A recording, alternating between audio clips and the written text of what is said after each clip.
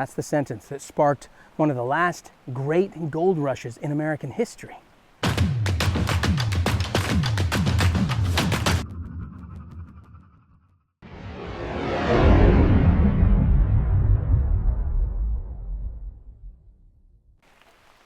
Alaska's big gold rushes, or stampedes, those are going to begin around the turn of the 20th century. But gold had been discovered here before. Way back in 1848, there was this Russian geologist and mining engineer. His name was Peter Petrovich Doroshin. He's accompanied by 6 other Russians. There's a couple of Creoles, 4 Tlinkits. These guys strike gold on the Kenai Peninsula. Now keep in mind that this falls within the time window of the California gold rush. Okay, gold is first discovered in California at Sutter's Mill, if you remember, 7 months previously, so right in there. Now Doroshin's expedition didn't find much gold, maybe a pound of gold. That's not enough to start a rush, certainly not on the scope of California gold rush. So much gold is apparently being offered down in California, no one's going to come up here after Doroshin finds 1 pound. So little comes of Doroshin's expedition, except perhaps that when the time comes, not too many years later, that Russia is faced with the decision, sell to the United States or not. Russia sells. Now imagine how history might have been different had Doroshin discovered lots and lots of gold in Alaska. Crazy. But he didn't.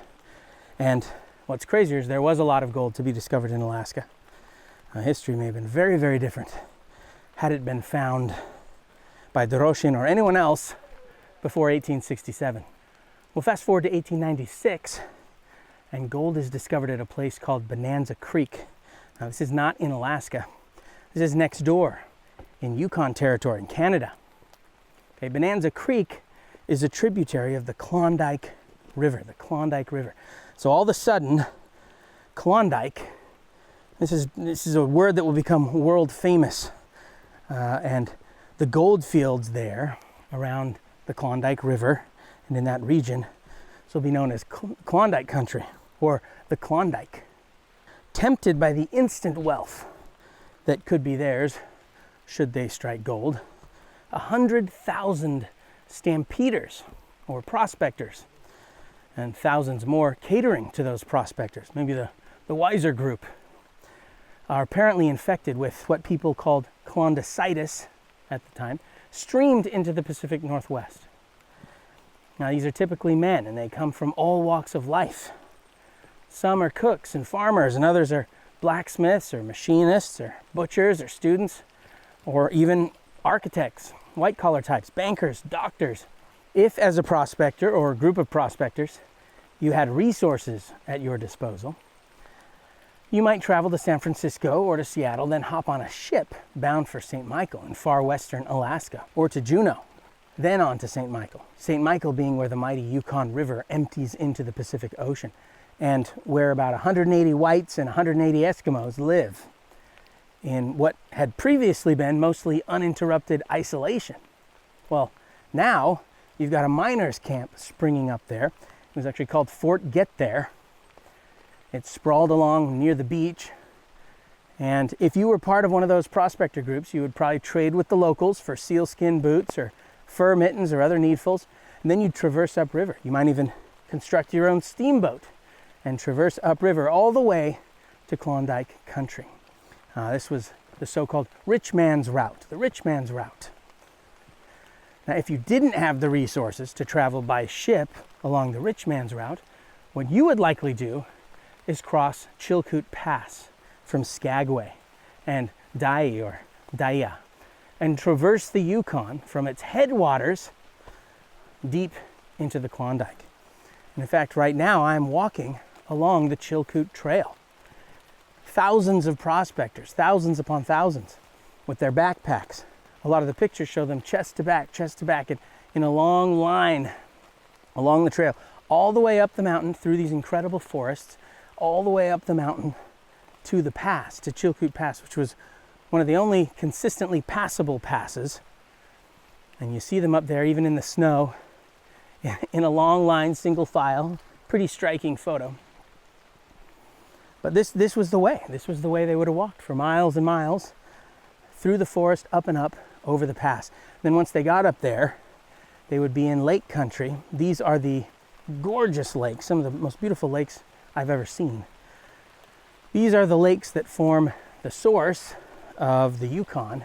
Then they'd follow the Yukon, navigate their way all the way to the Klondike and prospect.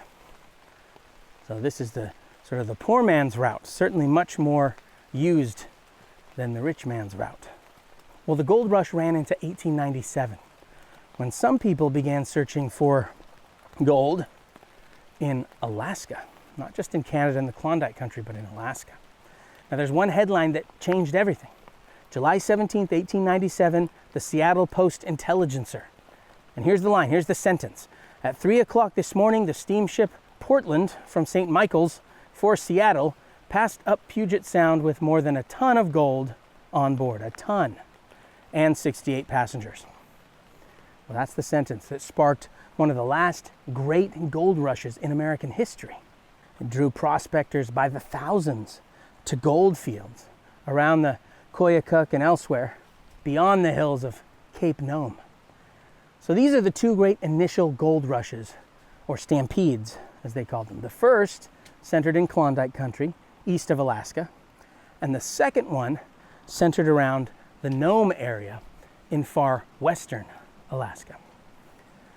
Well, then in 1902, prospectors struck gold outside of Fairbanks. So now you have multiple gold fields in Alaska. In fact, so alluring were the Alaska gold fields, near Nome, near Fairbanks, elsewhere, that in the decade between 1897 and 1907, just that one decade, prospectors established no less than 50 major gold mining camps throughout the district. And this, by the way, significantly boosts the population of Alaska, the overall population. And you got far away, remote Nome growing into a sizable town. You've got Fairbanks growing into a sizable town.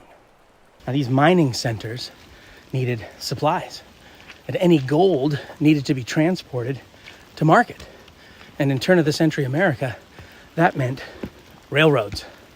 Soon rail linked many of these mines with Alaska's major ports, culminating between 1915 and 1923 in the construction of the Alaska Railroad from Seward to Fairbanks.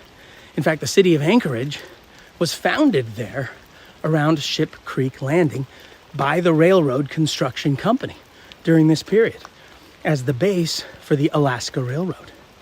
This was a mammoth construction project. I mean, the project itself drew thousands and thousands of workers up to Alaska, along with the thousands more to provide goods and services for those workers. Anchorage, of course, would soon be Alaska's biggest city.